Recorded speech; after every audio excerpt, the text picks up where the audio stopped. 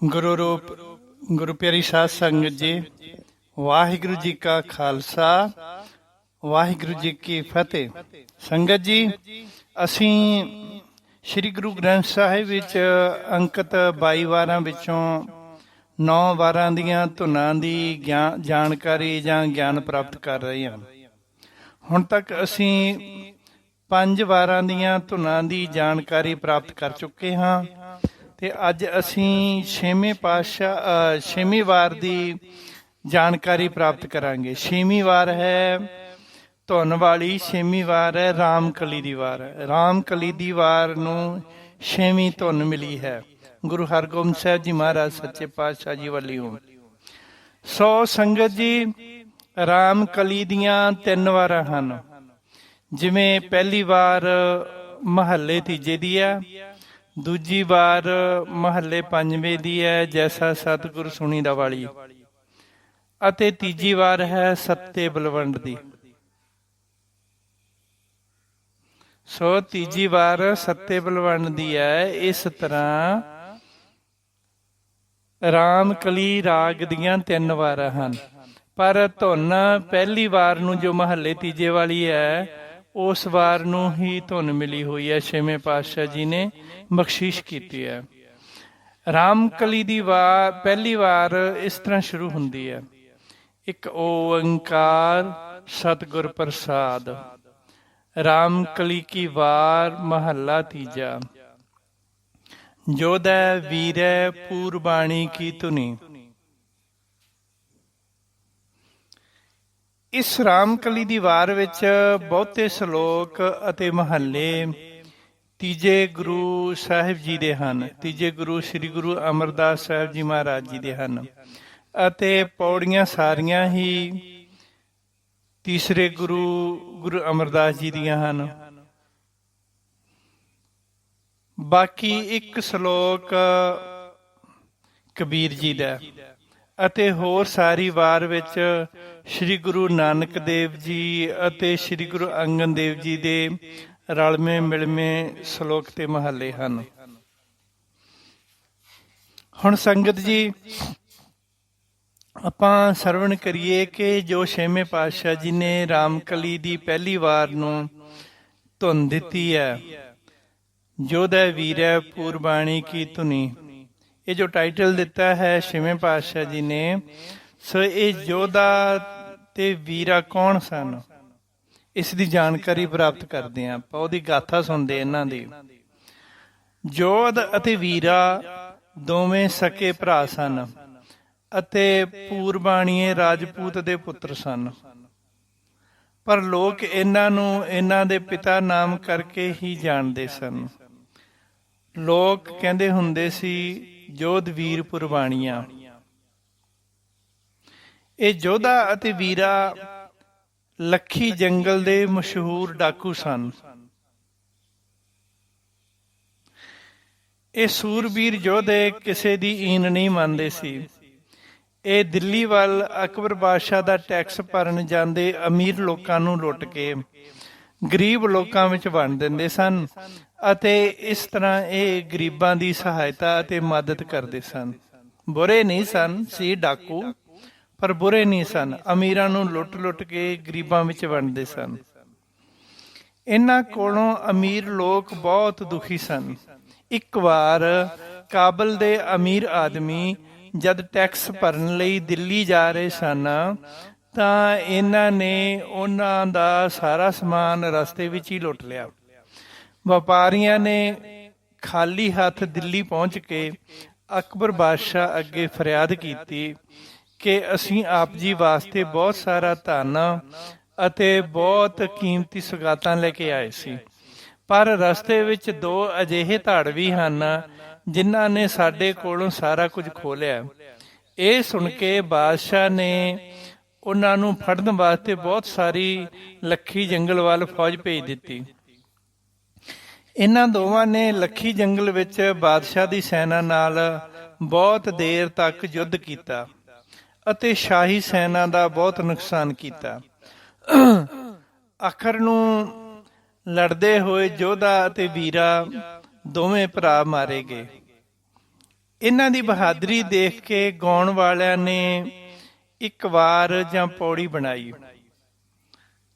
ਸਮੇਂ ਅਨੁਸਾਰ ਉਸ ਵਾਰ ਦੀ ਪੌੜੀ ਢਾਡੀਆਂ ਨੇ ਅਕਾਲ ਤਖਤ ਦੇ ਥੱਲੇ ਖਲੋ ਕੇ ਉਹ ਵਾਰ ਛੇਵੇਂ ਪਾਤਸ਼ਾਹ ਸ੍ਰੀ ਗੁਰੂ ਹਰਗੋਬਿੰਦ ਸਾਹਿਬ ਜੀ ਨੂੰ ਢਾਡੀਆਂ ਨੇ ਸੁਣਾਈ। ਅਬਦੁੱਲੇ ਢਾਡੀ ਨੇ ਸੁਣਾਈ। ਸੋ ਜੋ ਯੋਧੇ ਤੇ ਵੀਰੇ ਦੀ ਗਾਥਾ ਸੀ ਉਹ ਇਸ ਤਰ੍ਹਾਂ ਗਾ ਕੇ ਸੁਣਾਈ ਗਈ। ਜੋਧਾ ਵੀਰੈ ਪੁਰਬਾਣੀਏ ਦੋ ਗੱਲਾਂ ਕਰੀ ਕਰਾਰੀਆਂ। ਜੋਧ ਵੀਰੈ ਪੁਰਬਾਣੀਏ ਦੋ ਗੱਲਾਂ ਕਰੀ ਕਰਾਰੀਆਂ। ਫੌਜ ਚੜਾਈ ਬਾਦਸ਼ਾਹ ਅਕਬਰ ਨੇ ਭਾਰੀਆਂ। ਸਨਮੁਖ ਹੋਏ ਰਾਜਪੂਤ ਸੂਤਰੀ ਰਣਕਾਰੀਆਂ। ਧੂ ਮਿਆਨੋਂ ਕੱਢੀਆਂ ਬਿਜਲ ਜੋ ਚਮਕਾਰੀਆਂ। ਇੰਦਰ ਸਣੇ ਅਪੱਛਰਾਂ ਮਿਲ ਕਰਨ ਜੁਆਰੀਆਂ। ਮਿਲ ਕਰਨ ਜੁਹਾਰੀਆਂ। ਇਹੀ ਕੀਤੀ ਯੋਧ ਵੀਰ ਪਾਤਸ਼ਾਹੀ ਗੱਲਾਂ ਸਾਰੀਆਂ।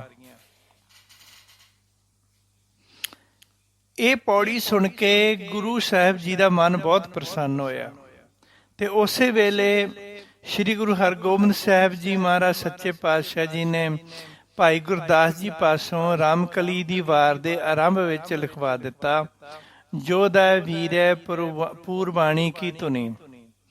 ਅਤੇ ਫਿਰ ਰਾਗੀਆਂ ਨੂੰ ਹੁਕਮ ਕੀਤਾ ਕਿ ਜਿਵੇਂ ਯੋਧੇ ਅਤੇ ਵੀਰੇ ਦੀ ਪੌੜੀ ਗਾਈ ਜਾਂਦੀ ਹੈ ਉਸੇ ਧੁਨ ਅਨੁਸਾਰ ਰਾਮਕਲੀ ਦੀ ਵਾਰ ਦੀਆਂ ਪੌੜੀਆਂ ਗਾਇਨ ਕਰਨੀਆਂ ਹਨ। ਰਾਮਕਲੀ ਦੀ ਵਾਰ ਜੋ ਮਹੱਲੇ ਤੀਜੇ ਵਾਲੀ ਹੈ ਉਸ ਦੀਆਂ ਪੌੜੀਆਂ ਯੋਧੇ ਵੀਰੇ ਪੁਰਬਾਣੇ ਵਾਲੀ ਵਾਰ ਦੀ ਧੁਨ ਦੇ ਹਿਸਾਬ ਨਾਲ ਹੀ ਗਾਉਣੀਆਂ, ਉਸੇ ਲਹਿਜੇ ਵਿੱਚ ਉਸੇ ਤਰਜ ਵਿੱਚ ਗਾਇਨ ਕਰਨੀਆਂ। ਸ੍ਰੀ ਗੁਰੂ ਅਰਜਨ ਦੇਵ ਜੀ ਨੇ ਰਾਮਕਲੀ ਦੀ ਵਾਰ ਵਿੱਚ ਸਿਰਫ ਇਹ ਅੱਖਰ ਦਰਜ ਕੀਤੇ ਸੀ, ਰਾਮਕਲੀ ਕੀ ਵਾਰ ਮਹੱਲਾ ਤੀਜਾ। ਅਤੇ ਛੇਵੇਂ ਪਾਤਸ਼ਾਹ ਸ੍ਰੀ ਗੁਰੂ ਹਰਗੋਬਿੰਦ ਸਾਹਿਬ ਜੀ ਨੇ ਅੱਗੋਂ ਭਾਈ ਗੁਰਦਾਸ ਜੀ ਨੂੰ ਕਹਿ ਕੇ ਇਹ ਅੱਖਰ ਦਰਜ ਕਰਵਾ ਦਿੱਤੇ, ਜੋਧਾ ਵੀਰੈ ਪੂਰਬਾਣੀ ਕੀ ਧੁਨੀ। ਸੋ ਸੰਗਤ ਜੀ, ਰਾਮਕਲੀ ਦੀ ਵਾਰ ਨੂੰ ਇਹ ਸਿਰਲੇਖ ਛੇਵੇਂ ਪਾਤਸ਼ਾਹ ਜੀ ਨੇ ਆਪ ਦਿੱਤੇ ਹਨ। ਰਾਮਕਲੀ ਦੀ ਵਾਰ ਦੀ ਪਹਿਲੀ ਪੌੜੀ ਇਸ ਪ੍ਰਕਾਰ ਹੈ। ਮਹੱਲੇ ਤੀਜੇ ਵਾਲੀ ਰਾਮਕਲੀ ਦੀ ਵਾਰ ਹੈ, ਉਸ ਦੀ ਪਹਿਲੀ ਪੌੜੀ ਇਸ ਪ੍ਰਕਾਰ ਹੈ। ਸੱਚਾ ਤਖਤ ਰਚਾਇਆ ਬੈਸਣ ਕੋ ਜਾਈ।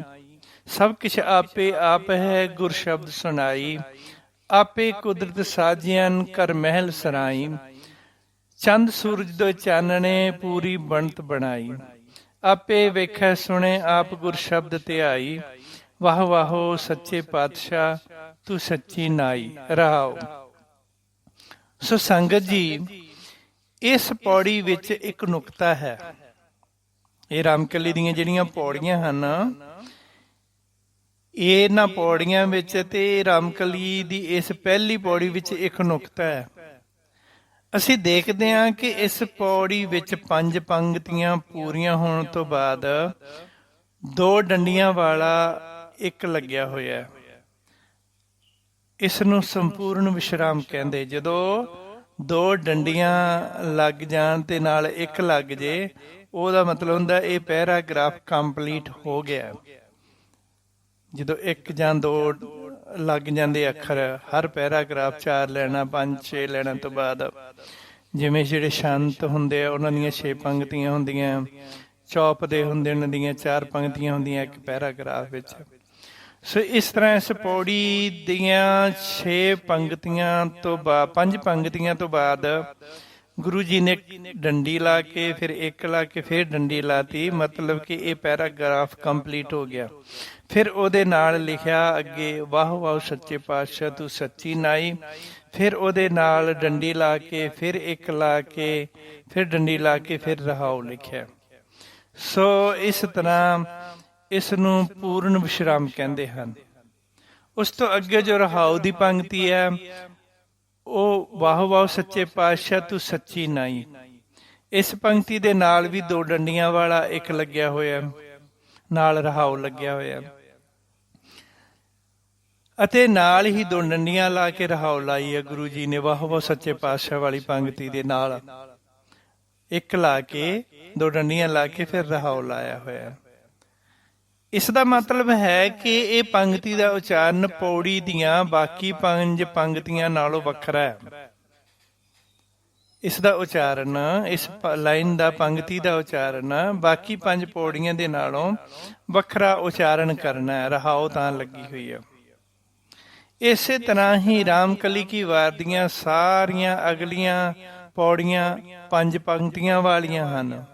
ਜਿਵੇਂ ਰਾਮਕਲੀ ਵਾਰ ਦੀ ਤੀਜੀ ਪੌੜੀ ਹੈ, ਇੱਕ ਆਪਣੀ ਸਿਫਤ ਲਾਈਨ ਦੇ ਸਤਿਗੁਰ ਮੱਤੀ, ਇਕਨਾ ਨੂੰ ਨਾਉ ਬਖਸ਼ਿਓਨ ਅਸਤਰ ਹਰ ਸਤੀ, ਪੌਣ ਪਾਣੀ ਬੈ ਸੰਤਰੋ ਹੁਕਮ ਕਰੇ ਭਗਤੀ, ਇਹਨਾਂ ਨੂੰ ਭਉ ਅਗਲਾ ਪੂਰੀ ਬਣਤ ਬਣਤੀ। ਇਕਨਾ ਨੂੰ ਭਉ ਅਗਲਾ ਪੂਰੀ ਬਣਤ ਬਣਤੀ। ਸਭ ਇੱਕੋ ਹੁਕਮ ਵਰਤਦਾ, ਮੰਨਿਆ ਸੁਖ ਪਾਈ। ਹੁਣ ਦੇਖੋ 4 ਪੰਗਤੀਆਂ ਜਿਹੜੀਆਂ ਹੈਗੀਆਂ ਇਹ ਸਾਰਿਆਂ ਦੇ ਨਾਲ ਮਤੀ, ਸਤੀ, ਭਗਤੀ, ਬਣਤੀ ਲਾਈ ਹੈ। ਪਰ 5ਵੀਂ ਪੰਗਤੀ ਹੈ ਜਿਹੜੀ ਉਹ ਕੱਲੀ ਹੈ। ਉਹਦੇ ਨਾਲ ਉਹ ਇਹ ਜੋ ਹੁੰਦਾ ਸਮ ਪੂਰਾ ਨਹੀਂ ਬੈਠ ਰਿਹਾ ਹੈਗਾ।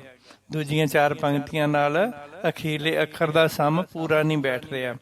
ਸਾਰਿਆਂ ਦੇ ਨਾਲ ਲਿਖਿਆ ਹੋਇਆ ਮਤੀ, ਸਤੀ, ਭਗਤੀ, ਬਣਤੀ, ਪਰ 5ਵੀਂ ਪੰਗਤੀ ਵਿੱਚ ਲਿਖਿਆ ਸਭ ਇੱਕੋ ਹੁਕਮ ਵਰਤਦਾ, ਮੰਨਿਆ ਸੁਖ ਪਾਈ, ਹੈ ਨਾ। ਸੰਗਤ ਜੀ, ਹਰ ਪੌੜੀ ਦੀਆਂ 4 ਪੰਗਤੀਆਂ ਤੋਂ ਬਾਅਦ 5ਵੀਂ ਪੰਗਤੀ ਦੇ ਅਖੀਰ ਵਿੱਚ ਈੜੀ ਨੂੰ ਬਿਹਾਰੀ ਵਾਲੀ ਮਾਤਰਾ ਦੀ ਵਰਤੋਂ ਕੀਤੀ ਗਈ ਹੈ। ਹੁਣ ਅਸੀਂ ਦੇਖੀਏ ਕਿ ਉੱਪਰਲੀਆਂ 4 ਪੰਗਤੀਆਂ ਇੱਕ ਦੂਜੀ ਨਾਲ ਮੇਲ ਖਾਂਦੀਆਂ ਹਨ, ਪਰ 5ਵੀਂ ਪੰਗਤੀ ਦੇ ਅਖੀਰ ਵਿੱਚ ਪਾਈ ਸ਼ਬਦ ਲਿਖਿਆ ਜੋ ਉੱਪਰਲੀਆਂ 4 ਪੰਗਤੀਆਂ ਦੇ ਅਖੀਰਲੇ ਸ਼ਬਦਾਂ ਨਾਲ ਮੇਲ ਨਹੀਂ ਖਾਂਦਾ। ਜਿਵੇਂ ਇਸ ਪੌੜੀ ਦੀਆਂ ਪੰਗਤੀਆਂ ਦੇ ਅਖੀਰ ਵਿੱਚ ਮਤੀ, ਸਤੀ, ਭਗਤੀ ਤੇ ਬਣਤੀ ਵਰਗੇ ਸ਼ਬਦ ਹਨ। ਹਾਲਾਂਕਿ ਗੁਰਬਾਣੀ ਵਿੱਚ ਜਿੰਨੀਆਂ ਵੀ ਪੌੜੀਆਂ ਹਨ ਸਾਰੀਆਂ ਦੇ ਅੰਤਲੇ ਪਦੇ ਵਿੱਚ ਇੱਕ ਦੂਜੇ ਨਾਲ ਮੇਲ ਖਾਂਦੇ ਹੁੰਦੇ।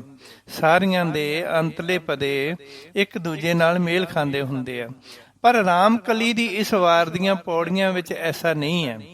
ਇਸ ਪੌੜੀ ਦੀਆਂ ਹਰ 4 ਪੰਗਤੀਆਂ ਤੋਂ ਬਾਅਦ ਹਰ 5ਵੀਂ ਪੰਗਤੀ ਦੇ ਅਖੀਰ ਵਿੱਚ ਸੁਣਾਈ, ਪਾਈ, ਸਮਾਈ, ਬੁਝਾਈ ਅਤੇ ਲਿਖਾਈ ਵਰਗੇ ਸ਼ਬਦਾਂ ਦੀ ਵਰਤੋਂ ਕੀਤੀ ਗਈ ਹੈ। ਇਸ ਕਰਕੇ ਸਿੱਖ ਧਰਮ ਦੀਆਂ ਸਰਮੌਰ ਅਤੇ ਪ੍ਰਾਚੀਨ ਸੰਪਰਦਾਵਾਂ ਵਿੱਚ ਇਸ ਵਾਰ ਦਾ ਪਾਠ ਕਰਨ ਲੱਗਿਆਂ ਇਸ ਵਾਰ ਦੀ ਹਰ ਇੱਕ ਪੌੜੀ ਪੜ੍ਹਨ ਤੋਂ ਬਾਅਦ 5ਵੀਂ ਪੰਗਤੀ ਦੇ ਪਦੇ ਨੂੰ ਪੂਰਾ ਕਰਨ ਲਈ ਵਾਹ ਵਾਹ ਸੱਚੇ ਪਾਤਸ਼ਾਹ ਤੂੰ ਸੱਚੀ ਨਾਈ ਵਾਲੀ ਪੰਗਤੀ ਦਾ ਪਾਠ ਹਰ ਵਾਰ ਕੀਤਾ ਜਾਂਦਾ ਹੈ।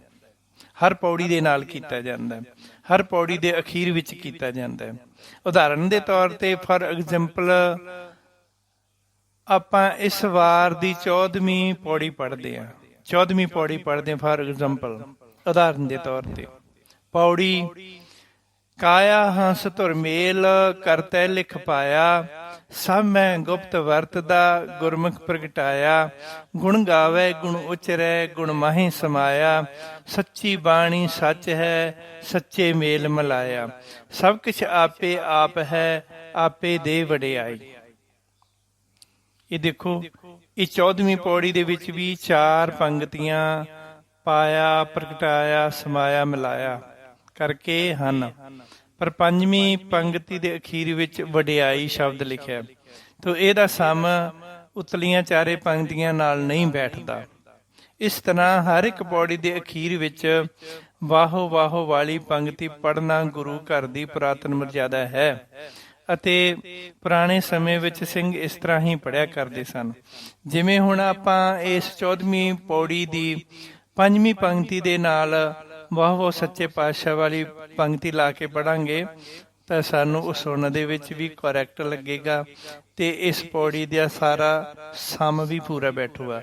ਦੁਬਾਰਾ ਪੜ੍ਹਦੇ ਹਾਂ ਆਪਾਂ 6ਵੀਂ ਪੰਗਤੀ ਨਾਲ ਜੋੜ ਕੇ। काया हंस तुर मेल करते लिख पाया, मन में गुप्त सब में गुप्त वरतदा, गुरमुख प्रगटाया।